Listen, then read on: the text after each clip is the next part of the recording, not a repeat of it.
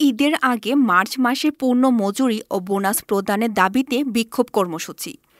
Report Shahjalal Bhuiyan উজ্জ্বল। ঈদের আগে March মাসে পূর্ণ মজুরি ও বোনাস প্রদানের দাবিতে আজ সকালে জাতীয় প্রেস ক্লাবের সামনে বিক্ষোভ কর্মসূচি পালন করেছে ট্রেড ইউনিয়ন সংঘ। এ সময় নেতৃবৃন্দ বলেন, প্রত্যেকটি শ্রমিকের চলতি মাসে বেতন ও উৎসব ভাতা ঈদের আগেই প্রদান করতে হবে। এইটা শ্রমিকের ন্যায্য অধিকার। শ্রমিকের টাকায় আপনারা বিলাসবহুল গাড়িতে চড়বেন, এসির বাতাস খাবেন আর আমাদের কষ্ট দিবেন তা মেনে নেব না। আমাদের ন্যায্য অধিকার পাওনা বুঝিয়ে দিন। আমাদেরও পরিবার পরিজন রয়েছে। ঈদ শুধু আপনাদের জন্য নয়, আমাদেরও ঈদের আনন্দ রয়েছে। আমাদের বেতন ভাতা বুঝিয়ে দিলে আমরা পরিবার পরিজন নিয়ে হাসি মুখে বাড়ি ফিরব। কোনোভাবে যদি আমাদের দাবি না মেনে নেওয়া হয় তাহলে আমরা রাজপথ কাঁপিয়ে দেব।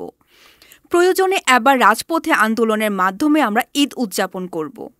নেতৃবৃন্দ আরও বলেন, বিশ্বব্যাপী একচেটিয়া পুঁজি শোষণ, ছাঁটাই, নির্যাতন, অর্জিত অধিকার হরণ, সংকট মোকাবেলায় আন্তঃসাম্রাজ্যবাদী যুদ্ধ তথা বিশ্বযুদ্ধের বিপদের বিরুদ্ধে শ্রমিক শ্রেণীর সংগ্রাম ত্বরান্বিত করুন। বিভিন্ন কলকারখানায়, হোটেল, রেস্টুরেন্টে আজকে ঈদের আগে বেতন বোনাসের যে সরকারি সিদ্ধান্ত, সেই সিদ্ধান্ত অনুসারে এখনো পর্যন্ত তারা বকেয়া মজুরি বোনাস পায়নি। অনেক কারখানা দখল পরিবর্তনের যে পায়খানা এখন চলছে, সাথী বন্ধুগণ, এমনি একটি দুর্বিষহ অবস্থায় শ্রমিক শ্রেণীকে তার দৈনন্দিন দাবি, তার ন্যায্য অধিকার এবং তার উপরে যে শোষণ, নির্যাতন, জুলুম এবং অন্যায় যুদ্ধ, তার বিরুদ্ধে আজকে সোচ্চার হতে হবে। এই সভা পরিচালনা করার জন্য আমি বাংলাদেশ ট্রেড ইউনিয়ন সংঘের যুগ্ম সম্পাদক।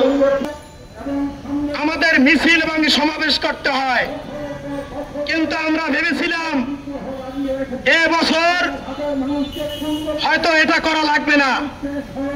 কিন্তু অন্তত দুঃখের বিষয়, একটা কথা আছে, দুঃখ যায় দুর্গতি যায় না। স্বৈরাচার পলিয়েছে, কিন্তু জুলুম নির্যাতন এই হোটেল শ্রমিকদের উপরে শ্রমিক নির্যাতন আরো বেড়েছে। আমরা স্পষ্ট ভাষায় বলে দিতে। এতক্ষণ আপনাদের সাথে ছিলাম রেহানা সুলতানা প্রীতি। পরবর্তী নিউজ আপডেট পেতে চোখ রাখুন news24bd.net এর ফেসবুক পেজ এবং ইউটিউব চ্যানেলে। ধন্যবাদ।